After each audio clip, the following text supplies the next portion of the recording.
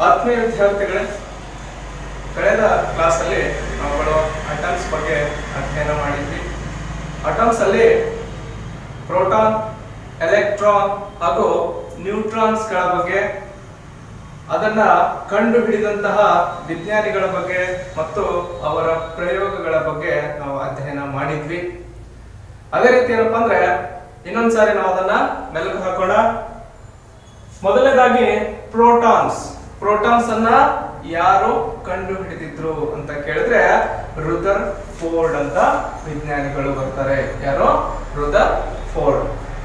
ಹಾಗೆ ಈ ಪ್ರೋಟಾನ್ ಎಂತಹ ಒಂದು ಪಾರ್ಟಿಕಲ್ ಅಂತ ಕೇಳಿದಾಗ ಇವ್ ಯಾವ್ದಂತ ಹೇಳ್ಬೇಕಂದ್ರೆ ಇದು ಒಂದು ಪಾಸಿಟಿವ್ ಚಾರ್ಜ್ ಪಾರ್ಟಿಕಲ್ ಅಥವಾ ಧನಾವೇಶ ಹೊಂದಿರುವಂತಹ ಒಂದು ಕಣ ಅಂತ ಹೇಳ್ಬಹುದು. ಯಾವ್ದ್ರೆ? ಪ್ರೋಟಾನ್ ಬಗ್ಗೆ ನಾವು ತಿಳ್ಕೋಬೇಕಾಗಿದ್ರೆ. ಅದೇ ರೀತಿ ಏನಪ್ಪಾ ಅಂತಂದ್ರೆ ಇದರದು ಪರಮಾಣು ಸಂಖ್ಯೆ, ಅಟೋಮಿಕ್ ನಂಬರ್ ಅಂತ ಹೇಳ್ತೀವಿ. ಇದು ಪರಮಾಣು ಸಂಖ್ಯೆ ಏನಿದೆ ಅಂತ ಕೇಳಿದ್ರೆ ಅದು ಕ್ಯಾಪಿಟಲ್ ಜೆಡ್, ಇಂಗ್ಲಿಷ್ ಅಕ್ಷರದ ಕ್ಯಾಪಿಟಲ್ ಜೆಡ್ ಅಕ್ಷರದಿಂದ ಸೂಚಿಸ್ತಾರೆ. ನೀವು ಎಕ್ಸಾಮ್ ಅಲ್ಲಿ ಕೇಳಬಹುದು ಏನಪ್ಪಾ ಅಂದ್ರೆ ಪ್ರೋಟಾನ್ ನ ಪರಮಾಣು ಸಂಖ್ಯೆಯನ್ನ ಯಾವ ಅಕ್ಷರದಿಂದ ಸೂಚಿಸಲಾಗುತ್ತದೆ ಅಂತ ಕೇಳಿ ಅಲ್ಲಿ ಏನಂದ್ರೆ ನಿಮ್ಗೆ ಒಂದು 4 ಆಪ್ಷನ್ ಕೊಡ್ತಾರೆ.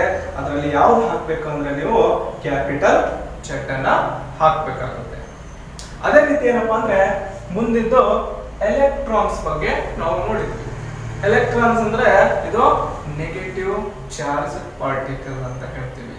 ಇದನ್ನ ಇ ಇಂದನೂ ಸೂಚಿಸ್ತೀವಿ, ಮೈನಸ್ ಇ ಅಂತ ಕರಿತೀವಿ. ಇದರದ್ದು ಒಂದು ವೇಟ್ ಎಷ್ಟಿರುತ್ತೆ ಅಂತ ಕೇಳಿದ್ರೆ -1. ಅಂದ್ರೆ ಹೈಡ್ರೋಜನ್ ಗಿಂತ ಇದ್ರ ವೇಟ್ ಏನಾಗಿರುತ್ತೆ? ಕಮ್ಮಿ ಆಗಿರುತ್ತಾ ಹೆಚ್ಚಾಗಿರುತ್ತಾ? ಹೈಡ್ರೋಜನ್ ಒಂದಾಗಿರುತ್ತೆ, +1 ಅಂತ ಹೇಳ್ತೀವಿ. ಆದ್ರೆ ಇಲ್ಲಿ -1 ಇದೆ.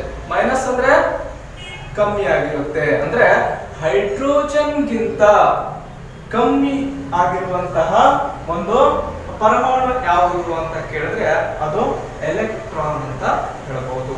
ಇನ್ನೊಂದು ಯಾವ್ದಂದ್ರೆ ನ್ಯೂಟ್ರಾನ್ ಅಂತ ಬರುತ್ತೆ. ನ್ಯೂಟ್ರಾನ್ ಅಂದ್ರೆ ನ್ಯೂಟ್ರಲ್ ಆಗಿರೋದು ಅಥವಾ ತಟಸ್ಥವಾಗಿರೋದು ಅಂತ ಹೇಳ್ತೀವಿ. ತಟಸ್ಥ ಅಂದ್ರೆ ಅದೇನಪ್ಪಾ ಅಂದ್ರೆ ಆ ಒಂದು ಜಾಗದಿಂದ ಆ ಕಡೆ ಈ ಕಡೆ ಅಲುಗಾಡೋದಿಲ್ಲ, ಅದಕ್ಕೆ ತಟಸ್ಥ ಅಂತ ಹೇಳ್ತೀವಿ. ಇದನ್ನ ಯಾರು ಕಂಡುಹಿಡಿದ್ರು ಅಂತ ಕೇಳಿದ್ರೆ ಜೇಮ್ಸ್ ಚಾಡ್ವಿಕ್ ಅಂತ ಬರ್ತಾರೆ. ಎಲೆಕ್ಟ್ರಾನ್ಸ್ ಅನ್ನ ಕಂಡುಹಿಡಿದ ಯಾರಂದ್ರೆ ಜೆ ಥಾಮ್ಸನ್ ಅಂತ ಬರ್ತಾರೆ. ಈ ರೀತಿಯಾಗಿ ಏನಪ್ಪಾ ಅಂದ್ರೆ ನಾವು ಅವುಗಳ ಬಗ್ಗೆ ಅಧ್ಯಯನ ಮಾಡಿದ್ವಿ. ಯಾವ ಬಗ್ಗೆ? ಪ್ರೋಟಾನ್, ಎಲೆಕ್ಟ್ರಾನ್, ನ್ಯೂಟ್ರಾನ್ ಮತ್ತು ಅವುಗಳ ಪ್ರಯೋಗಗಳ ಬಗ್ಗೆ ಕೂಡ ನಾವು ನೋಡಿದ್ವಿ ನಮ್ಮ ಇಂಟ್ರೊಡಕ್ಷನ್ ಕ್ಲಾಸ್ ಅಲ್ಲಿ.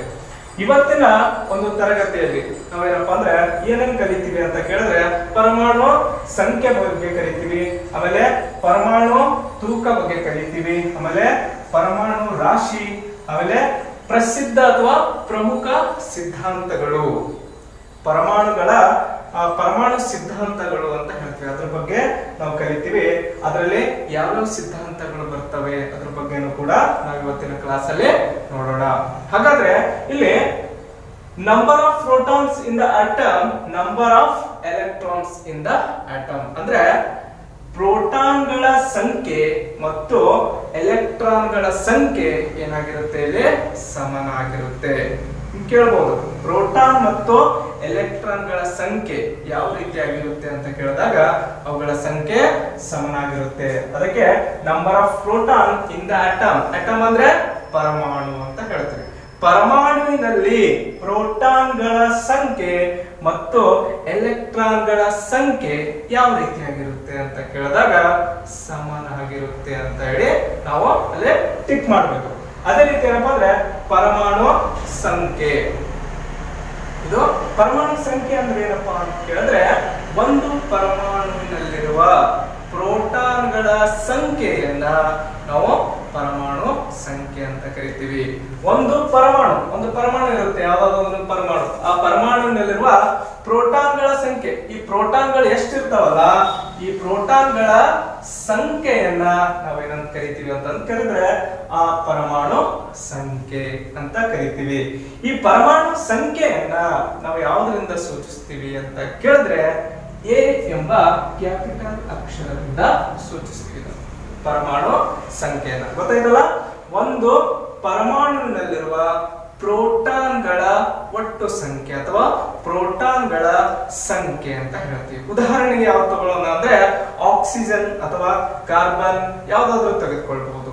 ಆಕ್ಸಿಜನ್ ತೆಗೆದುಕೊಂಡಾಗ ಇದರಲ್ಲಿ ಇರುವಂತಹ ಪ್ರೋಟಾನ್ಗಳ ಸಂಖ್ಯೆ ಎಷ್ಟಿದೆ ಅಂತ ಕೇಳಿದ್ರೆ 8 ಪ್ರೋಟಾನ್ಗಳು, 8 ಪ್ರೋಟಾನ್ಸ್ ಅಂತ ಹೇಳ್ತೀವಿ ಅದರಲ್ಲಿ ಆಕ್ಸಿಜನ್ ಅಲ್ಲಿ. ಹಾಗೂ ಇದರದ್ದು atomic number, oxygen atomic number ಕೂಡ ಎಷ್ಟಿದೆ ಅಂತ ಕೇಳಿದ್ರೆ 8 ಅಂತ ಹೇಳ್ತೀವಿ. ಪ್ರೋಟಾನ್ಗಳ ಸಂಖ್ಯೆ ಕೂಡ 8. ಆಮೇಲೆ ಅದರದ್ದು ಪರಮಾಣು ಸಂಖ್ಯೆ ಆರ್ ಅಟೋಮಿಕ್ ನಂಬರ್ ಇಸ್ 8 ಅಂತ ಹೇಳ್ತೀವಿ. ಇದನ್ನ ಒಂದು ಅಟೋಮಿಕ್ ನಂಬರ್ ಯಾವುದರಿಂದ ಸೂಚಿಸ್ತೀವಿ ಅಂತ ಹೇಳಿ ನಿಮಗೆ ಗೊತ್ತಿದೆ. ಯಾವುದರಿಂದ ಅಂತ ಕೇಳಿದ್ರೆ Z ಇಂದ ಸೂಚಿಸ್ತೀವಿ. ಹೌದಾ? ಇಲ್ಲಿ ಪ್ರೋಟಾನ್ಗಳ ಸಂಖ್ಯೆಯನ್ನ ಯಾವ ರೀತಿ ಸೂಚಿಸ್ತೀವಿ ಅಂತ ಕೇಳಿದ್ರೆ ಅದು A ಅಂತ ಹೇಳ್ತೀವಿ. ಅದೇ ರೀತಿ ಏನಪ್ಪಾ ಅಂದ್ರೆ ಪರಮಾಣು ತೂಕ, ಪರಮಾಣು ತೂಕವನ್ನ ನಾವೇನಂತ ಕರಿತೀವಿ ಅಂತ ಕೇಳಿದ್ರೆ ಪ್ರೋಟಾನ್ ಮತ್ತು ನ್ಯೂಟ್ರಾನ್ಗಳ ಒಟ್ಟು ಮೊತ್ತಕ್ಕೆ. ಪ್ರೋಟಾನ್ ಇರುತ್ತೆ, ಅದ್ರ ಜೊತೆ ಏನಿರುತ್ತೆ, ನ್ಯೂಟ್ರಾನ್ ಇರುತ್ತೆ, ಎಲೆಕ್ಟ್ರಾನ್ ಅಲ್ಲ. ಪ್ರೋಟಾನ್ ಹಾಗೂ ನ್ಯೂಟ್ರಾನ್ಗಳ ಒಟ್ಟು ಮೊತ್ತಕ್ಕೆ ನಾವೇನಂತ ಕರಿತೀವಿ ಅಂತ ಕೇಳಿದ್ರೆ ಪರಮಾಣು ತೂಕ ಅಥವಾ ರಾಶಿ ಅಂತಾನು ಕರೀಬಹುದು. ತೂಕ ಅಥವಾ ರಾಶಿ. ಹೀಗೆ ಕ್ವಶನ್ ಯಾವ ರೀತಿ ಕೇಳ್ತಾರೆ ಅಂತ ಕೇಳಿದ್ರೆ ಪ್ರೋಟಾನ್ ಮತ್ತು ನ್ಯೂಟ್ರಾನ್ಗಳ ಒಟ್ಟು ಮೊತ್ತಕ್ಕೆ ಏನೆಂದು ಕರೆಯುತ್ತಾರೆ ಅಂತ ಕೇಳಿದಾಗ ನೀವೇನ್ ಹೇಳ್ತೀರಿ? ಅದನ್ನ ಪರಮಾಣು ರಾಶಿ ಅಂತ ಹೇಳ್ಬೋದು ಅಥವಾ ಪರಮಾಣುವಿನ ತೂಕ ಅಂತ ಹೇಳ್ಬೋದು. ಇದರಲ್ಲಿ ಏನಪ್ಪಾ ಅಂದ್ರೆ ನಾವು ಯುರೇನಿಯಂ ಅನ್ನ ತೆಗೆದುಕೊಳ್ಳೋಣ. ಯುರೇನಿಯಂ ಯಾವ ರೀತಿ ಬರೀತೀವಿ ಅಂತ ಕೇಳಿದ್ರೆ ಪರಮಾಣು ರಾಶಿ ಸಂಖ್ಯೆ ಎಷ್ಟಿದೆ ಅಂತ ಕೇಳಿದ್ರೆ ಯುರೇನಿಯಂದು 235. ಇದು ಪರಮಾಣು ರಾಶಿ ಸಂಖ್ಯೆ ಯಾವ್ದು? ಯುರೇನಿಯಂ. ಅದೇ ರೀತಿ ಏನಪ್ಪಾ ಅಂದ್ರೆ ಪರಮಾಣು ಸಂಖ್ಯೆ ಎಷ್ಟಿದೆ ಅಂತ ಕೇಳಿದ್ರೆ 92. ಪರಮಾಣು ರಾಶಿ ಸಂಖ್ಯೆಯನ್ನ ನಾವು ಯಾವ ಅಕ್ಷರದಿಂದ ಸೂಚಿಸ್ತೀವಿ? ಎ ಅಕ್ಷರದಿಂದ ಸೂಚಿಸ್ತೀವಿ. ಅದೇ ರೀತಿ ಏನಪ್ಪಾ ಅಂದ್ರೆ ಇಲ್ಲಿ ಪರಮಾಣು ಸಂಖ್ಯೆಯನ್ನ ಯಾವ ರೀತಿ ಸೂಚಿಸ್ತೀವಿ? ಅಟಾಮಿಕ್ ನಂಬರ್ ಅನ್ನ Z ದಿಂದ ಸೂಚಿಸ್ತೀವಿ. ಹಾಗಾದ್ರೆ ಇದು ಯಾವ ರೀತಿಯಾಗಿ ಬರೀಬಹುದು ಅಂತ ಕೇಳಿದ್ರೆ ಪರಮಾಣು ರಾಶಿ ಸಂಖ್ಯೆ ಮತ್ತು ಪರಮಾಣು ಸಂಖ್ಯೆಯನ್ನ ಯಾವ ರೀತಿಯಾಗಿ ಬರೀಬಹುದು ಕೇಳಿದ್ರೆ ಇದು ಯುರೇನಿಯಂ. ಹೌದಾ? ಯುರೇನಿಯಂ ಮೇಲೆ ಏನಪ್ಪಾ ಅಂದ್ರೆ 235. ಇದೇನಂದ್ರೆ ಪರಮಾಣು ರಾಶಿ ಸಂಖ್ಯೆ. ಅದೇ ರೀತಿ ಅಟೋಮಿಕ್ ನಂಬರ್ ಎಲ್ಲಿ ಬರೀಬಹುದು ಅದು ಕೇಳಿದ್ರೆ Z ಅಂದ್ರೆ ಎಷ್ಟಿದೆ? 92. A ಈಕ್ವಲ್ ಟು 235 ಇದೆ. ಆಮೇಲೆ Z equal to 92. For example ಏನಪ್ಪಾ ಅಂದ್ರೆ ನಾವುಗಳು ಆಕ್ಸಿಜನ್ ಅನ್ನ ತೆಗೆದುಕೊಂಡಿದ್ವಿ. ಆಕ್ಸಿಜನ್ ನ ಪರಮಾಣು ಸಂಖ್ಯೆ ಮತ್ತು ಅದರದ್ದು ಅಟೋಮಿಕ್ ನಂಬರ್ ಅನ್ನ ಯಾವ ರೀತಿಯಾಗಿ ಬರೀಬಹುದು ಅಂತ ಕೇಳಿದ್ರೆ O ಅಂತ ಬರಿಬೇಕು. ಮೇಲೆ ಏನ್ ಬರಿಬೇಕು? ಸೇಮ್ ಇದೆ. ಎಷ್ಟಿದೆ? 8. ಅದರದ್ದು ಪರಮಾಣು ರಾಶಿ ಸಂಖ್ಯೆ 8 ಇದೆ. ಹಾಗೂ ಅಟೋಮಿಕ್ ನಂಬರ್ ಆಲ್ಸೋ 8 ಅಂತ ಹೇಳ್ತೀವಿ. ಈ ರೀತಿಯಾಗಿ ಏನಪ್ಪಾ ಅಂದ್ರೆ ನಾವು ಪರಮಾಣು ರಾಶಿ ಸಂಖ್ಯೆ ಮತ್ತು ಪರಮಾಣು ಸಂಖ್ಯೆ ಅಥವಾ ಪರಮಾಣು ರಾಶಿ ಸಂಖ್ಯೆ ಅಂದ್ರೆ ಅಟೋಮಿಕ್ ನಂಬರ್. ಇದೇನಪ್ಪಾ ಅಂದ್ರೆ ಅಟೋಮಿಕ್ ನಂಬರ್ ಅಂದ್ರೆ ಇಲ್ಲಿ ಏನ್ ಕರಿತೀವಿ? ರಾಶಿ ಸಂಖ್ಯೆ. ರಾಶಿ ಸಂಖ್ಯೆ ಅಂದ್ರೆ ಏನ್ರಿ? ಇಲ್ಲಿ ರಾಶಿ ಅಂದ್ರೆ ತೂಕ, ಅದ್ರ ವೇಟ್ ಅಂತ ಹೇಳ್ತೀವಿ. ವೇಟ್ ಅನ್ನ ಮೇಲೆ ಬರೀತೀವಿ, ಅದರದ್ದು ಸಂಖ್ಯೆಯನ್ನ ಏನ್ ಮಾಡ್ತೀವಿ ಅಂದ್ರೆ ಕೆಳಗಡೆ ಬರೀತೀವಿ. ಫಾರ್ ಎಕ್ಸಾಂಪಲ್ ಯಾವ್ದು ತಗೋಬೇಕಂದ್ರೆ ಯುರೇನಿಯಂದು ರಾಶಿ ಸಂಖ್ಯೆ ಎಷ್ಟಿದೆ ಅಂದ್ರೆ 235 ಇದೆ. ಅದರದ್ದು ಅಟೋಮಿಕ್ ನಂಬರ್ ಎಷ್ಟಿದೆ ಅಂದ್ರೆ 92 ಇದೆ. ಈ ರೀತಿಯಾಗಿ ಏನಪ್ಪಾ ಅಂದ್ರೆ ನಾವು ಪರಮಾಣು ಸಂಖ್ಯೆ ಮತ್ತು ರಾಶಿ ಸಂಖ್ಯೆಯನ್ನ ಒಂದು ವಸ್ತುವಿನ ಉದಾಹರಣೆ ಮೂಲಕ ಬರೆಯೋದನ್ನ ನೋಡಿದ್ವಿ. ಇವಾಗ ಪರಮಾಣು ರಾಶಿಯ ಏಕಮಾನ ಯಾವುದು ಅಂತ ಕ್ವಶನ್ ಕೇಳ್ತಾರೆ. ಪರಮಾಣು ರಾಶಿಯ ಏಕಮಾನ. ರಾಶಿ ಅಂದ್ರೆ ತೂಕ, ವೇಟ್ ಅಂತ ಹೇಳ್ತೀವಲ್ಲ. ಪರಮಾಣು ರಾಶಿಯ ಏಕಮಾನ ಯಾವುದು ಅಂತ ಕೇಳಿದ್ರೆ ಡಾಲ್ಟನ್ ಅಂತ ಹೇಳ್ತೀವಿ. ಡಾಲ್ಟನ್ ಅಥವಾ DA ಅಥವಾ ಡಾಲ್ಟನ್ ಅಂತ ಕರೀಬಹುದು. ಅದೇ ರೀತಿ ಏನಪ್ಪಾ ಅಂದ್ರೆ ಇಲ್ಲಿ ನಮಗೆ ಮುಂದೆ ಏನು ಬರುತ್ತೆ ಅಂತ ಕೇಳಿದ್ರೆ ಕೆಲವು ಪ್ರಮುಖವಾಗಿ ಪರಮಾಣು ಸಿದ್ಧಾಂತಗಳು ಬರ್ತವೆ. ಅಟೋಮಿಕ್ ಥಿಯರೀಸ್ ಅಂತ ಹೇಳ್ತೀವಿ. ಅಟೋಮಿಕ್ ಥಿಯರೀಸ್ ಅಲ್ಲಿ ನಾವು ಮುಖ್ಯವಾಗಿ ಯಾವ ನೋಡ್ತೀವಿ ಅಂತ ಕೇಳಿದ್ರೆ, ಮೊದಲನೇದಾಗಿ ಡಾಲ್ಟನ್ ನೋಡ್ತೀವಿ, ಆಮೇಲೆ ನೀಲ್ ಬೋರ್ ಅಂತ ನೋಡ್ತೀವಿ, ಆಮೇಲೆ ರುದರ್ಫೋರ್ಡ್ ಅಂತ ನೋಡ್ತೀವಿ. ಈ ಮೂರು ಸಿದ್ಧಾಂತಗಳಿಂದವಲ್ಲ, ಇವೇನಪ್ಪ ಅಂದ್ರೆ ನಮಗೆ ಇಂಪಾರ್ಟೆಂಟ್ ಅಂತ ಹೇಳ್ಬೋದು. ಯಾವ್ಯಾವು? ಮೊದಲನೇದಾಗಿ ಡಾಲ್ಟನ್ ಸಿದ್ಧಾಂತ, ನೀಲ್ ಬೋರ್ ಸಿದ್ಧಾಂತ, ರುದರ್ಫೋರ್ಡ್ ಸಿದ್ಧಾಂತ. ಈ ಮೂರು ಸಿದ್ಧಾಂತಗಳೇನಪ್ಪ ಅಂದ್ರೆ ನಮಗೆ ಇಂಪಾರ್ಟೆಂಟ್. ಪ್ರಮುಖ ಸಿದ್ಧಾಂತಗಳು ಯಾವುವು ಅಂದ್ರೆ ಅಟೋಮಿಕ್ ಥಿಯರೀಸ್ ಅಥವಾ ಪರಮಾಣು ಸಿದ್ಧಾಂತಗಳು ಅಂತ ಬಂದಾಗ ಇವುಗಳಲ್ಲಿ ಪ್ರಮುಖವಾಗಿರುವಂತವು ಯಾವುವು ಅಂತ ಕೇಳಿದ್ರೆ, ಮೊದಲನೇದು ಡಾಲ್ಟನ್, ನೀಲ್ ಬೋರ್, ಆಮೇಲೆ ರುದರ್ಫೋರ್ಡ್. ಮೂರು 3 ಥಿಯರೀಸ್ ಆರ್ ದೇರ್. ಯಾವ್ಯಾವ ಅಂದ್ರೆ ಒಂದು ಡಾಲ್ಟನ್, ನೀಲ್ ಬೋರ್, ಆಮೇಲೆ ರುದರ್ಫೋರ್ಡ್. ಇವರಗಳ ಬಗ್ಗೆ ನಾವುಗಳೇನಪ್ಪ ಅಂದ್ರೆ ಈಗ ಒಂದೊಂದಾಗಿ ನೋಡ್ಕೊಂಡು ಹೋಗೋಣ. ಮೊದಲನೇದಾಗಿ ಯಾರು ಬರ್ತಾರಂದ್ರೆ ಡಾಲ್ಟನ್ ಪರಮಾಣು ಸಿದ್ಧಾಂತ ಬರುತ್ತೆ. ಡಾಲ್ಟನ್ ಅನ್ನೋರು ಯಾರಂದ್ರೆ ಇವರೊಬ್ರು ಬ್ರಿಟಿಷ್ ರಾಸಾಯನ ಶಾಸ್ತ್ರಜ್ಞ ಅಂತ ಹೇಳ್ತಾರೆ. ಬ್ರಿಟಿಷ್ ರಾಸಾಯನ ಶಾಸ್ತ್ರಜ್ಞ. ಇವರು ಏನ್ ಹೇಳ್ತಾರೆ ಅಂತ ಕೇಳಿದ್ರೆ, ಪರಮಾಣುವನ್ನು ಸೃಷ್ಟಿಸಲು ಅಥವಾ ನಾಶಗೊಳಿಸಲು ಸಾಧ್ಯವಿಲ್ಲ ಅಂತ ಹೇಳ್ತಾರೆ ಇವರು. ಯಾರೋ ಡಾಲ್ಟನ್ ಅವರು ಹೇಳ್ತಾರೆ. ಬ್ರಿಟಿಷ್ ಶಾಸ್ತ್ರಜ್ಞರಾಗಿರ್ತಕ್ಕಂತಹ ಡಾಲ್ಟನ್ ಅವರು ಏನ್ ಹೇಳ್ತಾರೆ ಅಂದ್ರೆ, ಪರಮಾಣುವನ್ನ ಸೃಷ್ಟಿ ಮಾಡೋಕ್ಕೂ ಆಗಲ್ಲ, ನಾಶಗೊಳಿಸಕ್ಕೂ ಆಗಲ್ಲ, ಇದನ್ನ ಹುಟ್ಟಿಸೋಕ್ಕೂ ಆಗಲ್ಲ, ಸಾಯಿಸೋಕ್ಕೂ ಆಗಲ್ಲ ಅಂತ ಅರ್ಥ. ಪರಮಾಣುವನ್ನ ಸೃಷ್ಟಿಸಲು ಅಂದ್ರೆ ಅದನ್ನ ನಾವು ತಯಾರು ಮಾಡೋದಕ್ಕೂ ಆಗಲ್ಲ. ಅದೇ ರೀತಿ ಏನಪ್ಪಾ ಅಂದ್ರೆ ಅಥವಾ ನಾಶಗೊಳಿಸಲು, ಅದನ್ನ ಡಿಸ್ಟ್ರಾಯ್ ಮಾಡೋದಕ್ಕೂ ಕೂಡ ಆಗೋಲ್ಲ ಅಂತ ಯಾರು ಹೇಳ್ತಾರೆ ಅಂತ ಕೇಳಿದ್ರೆ ಡಾಲ್ಟನ್ ಅವರು ಹೇಳ್ತಾರೆ. ಈ ಒಂದು ವಾಕ್ಯದ ಮೇಲೆ ನಿಮ್ಗೆ ಕ್ವಶನ್ ಅನ್ನ ಕೇಳಬಹುದು.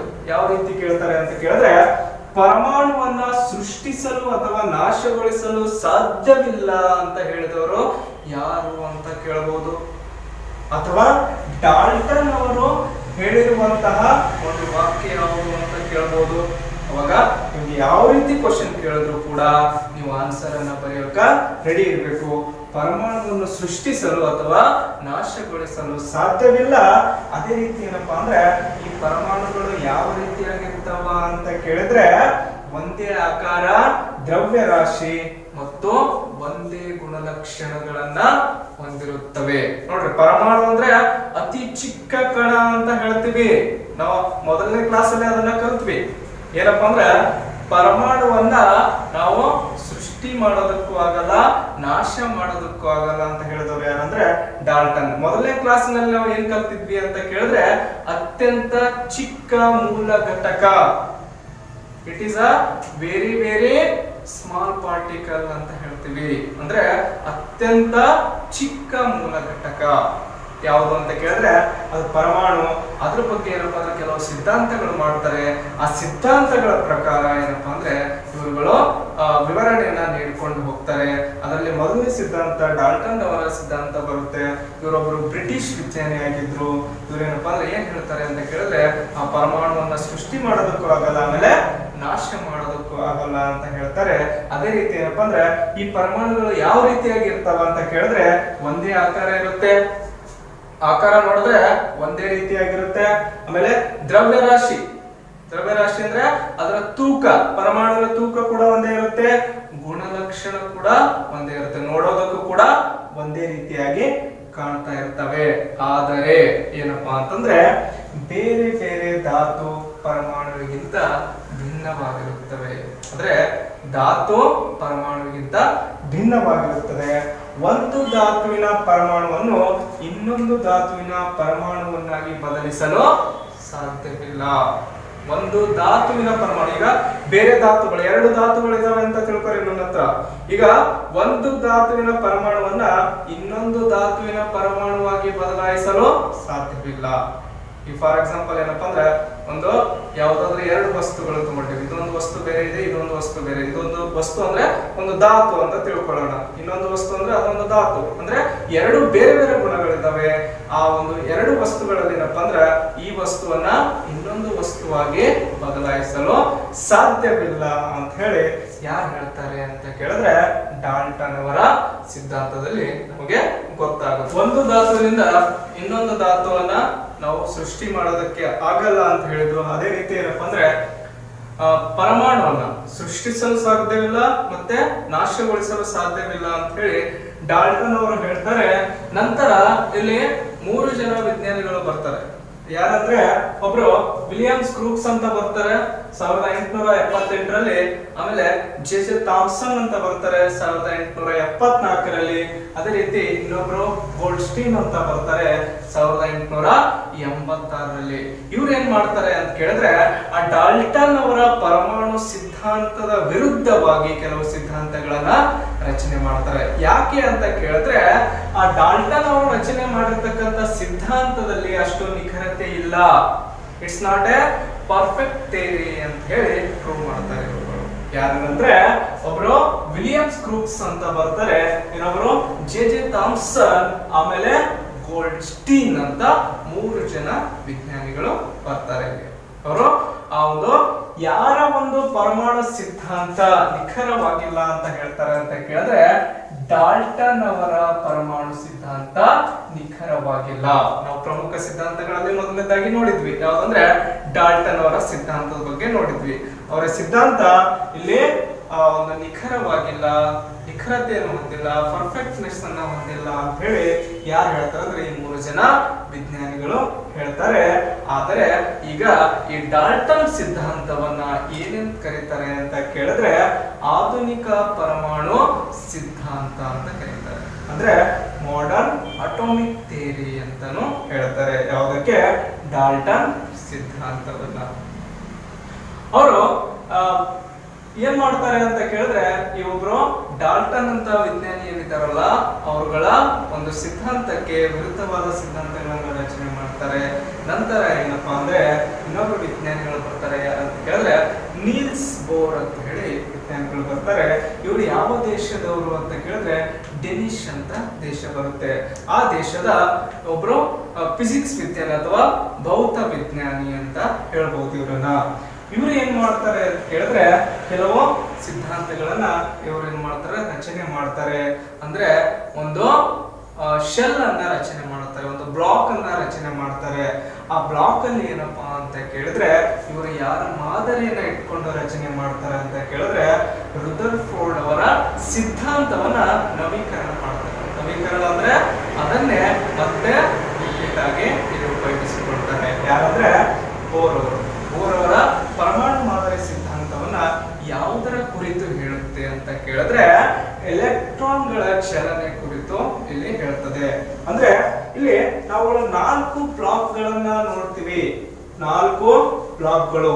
ಯಾವ 4 ಬ್ಲಾಕ್ ಅಂದ್ರೆ ಒಂದು K L M N, sorry black ಅಲ್ಲ, ಶೆಲ್ ಗಳನ್ನ ನೋಡ್ತೀವಿ. K shell, L shell, M shell, ಆಮೇಲೆ ಎನ್ ಶೆಲ್ ಅಂತ ಹೇಳಿ 4 ಶೆಲ್ ಗಳನ್ನ ನೋಡ್ತೀವಿ. ಅಂದ್ರೆ ಯಾವ ರೀತಿಯಾಗಿ ರಚನೆ ಆಗಿತ್ತು ಇದು ಶೆಲ್ ಅಂತ ಕೇಳಿದ್ರೆ positively charge nucleus in the middle of the shell. ಹೌದಾ? ನೋಡ್ರಿ ಇದೊಂದು ಏನಪ್ಪಾ ಅಂದ್ರೆ ಪಾಸಿಟಿವ್ಲಿ ಚಾರ್ಜ್ ನ್ಯೂಕ್ಲಿಯಸ್. ಅಂದ್ರೆ ಈ ನ್ಯೂಕ್ಲಿಯಸ್ ಯಾವ ರೀತಿ ಚಾರ್ಜ್ ಆಗಿತ್ತು ಅಂತ ಕೇಳಿದ್ರೆ ಪಾಸಿಟಿವ್ಲಿ ಚಾರ್ಜ್ ಅಂದ್ರೆ ಧನಾವೇಶವುಳ್ಳ ನ್ಯೂಕ್ಲಿಯಸ್ ಅನ್ನ ಮಧ್ಯದಲ್ಲಿ ಇಟ್ಕೊಂಡು ಇವೇನಪ್ಪ ಅಂದ್ರೆ 4 ಶೆಲ್ ಗಳನ್ನ ರಚನೆ ಮಾಡ್ತಾರೆ. 1 2 3 4 4 ಶೆಲ್ ಗಳನ್ನ ರಚನೆ ಮಾಡ್ತಾರೆ. ಅವುಗಳಿಗೆ ನಂಬರ್ಸ್ ಅನ್ನು ಕೊಡ್ತಾರೆ 1 2 3 4 ಅಂತ ಹೇಳಿ. ಅದೇ ರೀತಿ ಕೆ ಎಲ್ ಎಂ ಎನ್ ಅಂತ ಹೇಳಿ 4 ಶೆಲ್ ಗಳನ್ನ ರಚನೆ ಮಾಡ್ತಾರೆ. ಇವರ ಶೆಲ್ಗಳು ಏನಪ್ಪಾ ಅಂದ್ರೆ ಒಂದು ಶಕ್ತಿ ಮಟ್ಟದಲ್ಲಿ ಹಿಡಿದುಕೊಳ್ಳುವ ಸಾಮರ್ಥ್ಯವನ್ನ ಹೊಂದಿರ್ತವೆ. ಅದನ್ನ ಯಾವ ಒಂದು ಶೆಲ್ ಅಲ್ಲಿ ಎಷ್ಟು ಎಲೆಕ್ಟ್ರಾನ್ಗಳು ಇರ್ತವೆ ಅಂತ ಹೇಳಿ ನಮ್ಗೆ ಗೊತ್ತಾಗ್ಬೇಕಲ್ಲ. ಅದಕ್ಕೋಸ್ಕರ ಇವ್ರೇನಪ್ಪಾ ಅಂದ್ರೆ ಒಂದು ಫಾರ್ಮುಲಾನ ರೆಡಿ ಮಾಡ್ತಾರೆ. ಅದು 2n² ಅಂತ ಹೇಳಿ 2n² ಅಂತ ಹೇಳಿ ಒಂದು ಫಾರ್ಮುಲಾನ ರೆಡಿ ಮಾಡ್ತಾರೆ. ಇಲ್ಲಿ n ಅಂದ್ರೆ ಏನಪ್ಪಾ ಅಂದ್ರೆ ನಂಬರ್ ಆಫ್ ಎಲೆಕ್ಟ್ರಾನ್ಸ್ ಅಂತ. ನಂಬರ್ ಆಫ್ ಎಲೆಕ್ಟ್ರಾನ್ಸ್ ಅಂದ್ರೆ 1 2 3 4 ಹೌದಾ, KLMN. ಹೌದಾ, ಕೆ ನಲ್ಲಿ ಎಷ್ಟಿದೆ, ಎಲ್ ನಲ್ಲಿ ಎಷ್ಟಿದೆ, ಎಂ ನಲ್ಲಿ ಎಷ್ಟಿದೆ ಅಂತ ಹೇಳಿ ನಾವು ನೋಡ್ಬೇಕಲ್ಲ. ಅದಕ್ಕೆ ಹೇಳಿ ಈಗ ಒಂದು ಶೆಲ್ ಅನ್ನ ತೆಗೆದುಕೊಳ್ಳೋಣ. 2n². ಫಸ್ಟ್ ಯಾವ್ದಂದ್ರೆ ಕೆ ಶೆಲ್ ನಲ್ಲಿ ಎಷ್ಟು ಎಲೆಕ್ಟ್ರಾನ್ಗಳಿವೆ ಅಂತ ಹೇಳಿ ನೋಡೋಣ. ಫಾರ್ ಎಕ್ಸಾಂಪಲ್ ಏನಪ್ಪ ಅಂದ್ರೆ ಕೆ ಅಂದ್ರೆ 2 ಇಂಟು ಎಷ್ಟಿದೆ, 1 ಇದೆ. ಹೌದಾ, ಇಲ್ಲಿ n ಇದ್ದಲ್ಲಿ ಏನ್ ಮಾಡ್ಬೇಕು ನಾವು 1 ಅನ್ನ ಹಾಕೋಬೇಕು. ಸ್ಕ್ವೇರ್ ಇದೆ, ಸ್ಕ್ವೇರ್ ಅನ್ನ ಹಾಕೊಳ್ಳೋಣ. ಹಾಗಾದ್ರೆ ಎಷ್ಟಾಯ್ತು, ಈ 2 ಗಷ್ಟೇ 2 ಇಡಿ, 1 ಸ್ಕ್ವೇರ್ ಮೀನ್ಸ್ 1, 2 ಇಂಟು 1 ಇಸ್ 2. ಅಂದ್ರೆ ಕೆ ಶೆಲ್ ನಲ್ಲಿ ಇರತಕ್ಕಂತಹ ಎಲೆಕ್ಟ್ರಾನ್ಗಳ ಸಂಖ್ಯೆ ಎಷ್ಟು ಅಂತ ಕೇಳಿದ್ರೆ 2. ನಿಮಗೆ ಎಕ್ಸಾಮ್ ಪಾಯಿಂಟ್ ಆಗಿ ಬಹಳ ಇಂಪಾರ್ಟೆಂಟ್ ಇದೆ ಇದು. ಅದೇ ರೀತಿ ಏನಪ್ಪಾ ಅಂದ್ರೆ LMN, ಇದೇ ರೀತಿ ಏನಪ್ಪಾ ಅಂದ್ರೆ ನಾವು ಸಾಲ್ವ್ ಮಾಡ್ಕೊತ ಹೋಗ್ಬೇಕು. ಇನ್ನೊಂದು ಮಾಡೋಣ, ಯಾವಂದ್ರೆ ಎಲ್ ಶೆಲ್ ನಲ್ಲಿ ಎಷ್ಟು ಎಲೆಕ್ಟ್ರಾನ್ಗಳಿವೆ ಅಂತ ಹೇಳಿ ಕಂಡುಹಿಡಿಯೋಣ. Same formula, 2n². 2 ಮೀನ್ಸ್ 2 ಅಷ್ಟೇ ಇಡ್ರಿ. n ಅಂದ್ರೆ ಎಲ್ ತೆಗೆದುಕೊಳ್ತಾ ಇದೀವಿ, ಎಲ್ ಅಂದ್ರೆ 2 ಇದೆ ಇಲ್ಲಿ, 2 ಸ್ಕ್ವೇರ್. ಹೌದಾ, 2 into 2 square is 4. 4 2s are 8 electrons in L shell having 8 electrons ಅಂತ ಹೇಳ್ಬೋದು. ನಿಮಗೆ ಎಕ್ಸಾಮ್ ನಲ್ಲಿ ಕೇಳಬಹುದು. ಯಾವ ರೀತಿ ಅಂದ್ರೆ ಕೆ ಶೆಲ್ ನಲ್ಲಿ ಇರುವಂತಹ ಎಲೆಕ್ಟ್ರಾನ್ಗಳ ಸಂಖ್ಯೆ ಎಷ್ಟು, ಎಲ್ ಶೆಲ್ ನಲ್ಲಿ ಇರತಕ್ಕಂತ ಎಲೆಕ್ಟ್ರಾನ್ಗಳ ಸಂಖ್ಯೆ ಎಷ್ಟು, ಎಂ ಶೆಲ್ ನಲ್ಲಿ ಇರತಕ್ಕಂತ ಎಲೆಕ್ಟ್ರಾನ್ಗಳ ಸಂಖ್ಯೆ ಎಷ್ಟು, ಅದೇ ರೀತಿ ಎನ್ ಶೆಲ್ ನಲ್ಲಿ ಇರತಕ್ಕಂತಹ ಎಲೆಕ್ಟ್ರಾನ್ಗಳ ಸಂಖ್ಯೆ ಎಷ್ಟು ಅಂತ ಕೇಳಿದ್ರೆ ನೀವು ಈ ಫಾರ್ಮುಲಾ ನೆನಪಿದ್ರೆ ಈಸಿಯಾಗಿ ಒಂದು ಅಂಕನ ಪಡ್ಕೋಬಹುದು. ಈ ರೀತಿಯಾಗಿ ಏನಪ್ಪಾ ಅಂದ್ರೆ ನೀಲ್ಸ್ ಬೋರ್ ಅವರು ಏನಪ್ಪಾ ಅಂದ್ರೆ ತಮ್ಮ ಒಂದು ಬೋರ್ಸ್ ಪರಮಾಣು ಮಾದರಿ ಸಿದ್ಧಾಂತದಲ್ಲಿ ಈ ರೀತಿ ಎಲೆಕ್ಟ್ರಾನ್ಗಳ ಸಂಖ್ಯೆಯನ್ನ ಯಾವ ರೀತಿಯಾಗಿ ವಿವರಿಸಬಹುದು ಅಂತ ಹೇಳಿದ್ರು. ಅದೇ ರೀತಿಯಾಗಿ ಇನ್ನೊಂದು ಪರಮಾಣು ಸಿದ್ಧಾಂತ ಬರುತ್ತೆ, ಮೂರನೆಯದ್ದು ಯಾವ್ದು ಅಂತ ಕೇಳಿದ್ರೆ ರುದರ್ಫೋರ್ಡ್ ಅವರ ಪರಮಾಣು ಸಿದ್ಧಾಂತ. ರುದರ್ಫೋರ್ಡ್ ಅವರು ನ್ಯೂಜಿಲೆಂಡಿನ ಒಬ್ಬರು ವಿಜ್ಞಾನಿ ಆಗಿರ್ತಾರೆ. ಇವರು ಪರಮಾಣು ಮಾದರಿಯನ್ನ ಪ್ರತಿಪಾದನೆಯನ್ನ ಮಾಡಿದ್ರು. ಯಾವಾಗ ಅಂತ ಕೇಳಿದ್ರೆ 1911ರಲ್ಲಿ. 1911ರಲ್ಲಿ ಪರಮಾಣು ಮಾದರಿಯನ್ನ ಪ್ರತಿಪಾದನೆ ಮಾಡಿದವರು ಯಾರು ಅಂತ ಕೇಳಿದ್ರೆ ರುದರ್ಫೋರ್ಡ್ ಅಂತ ಬರುತ್ತಾರೆ. ಇವರು ಯಾವ ದೇಶದವರು ಅಂದ್ರೆ ನ್ಯೂಜಿಲೆಂಡ್ ದೇಶದವರು.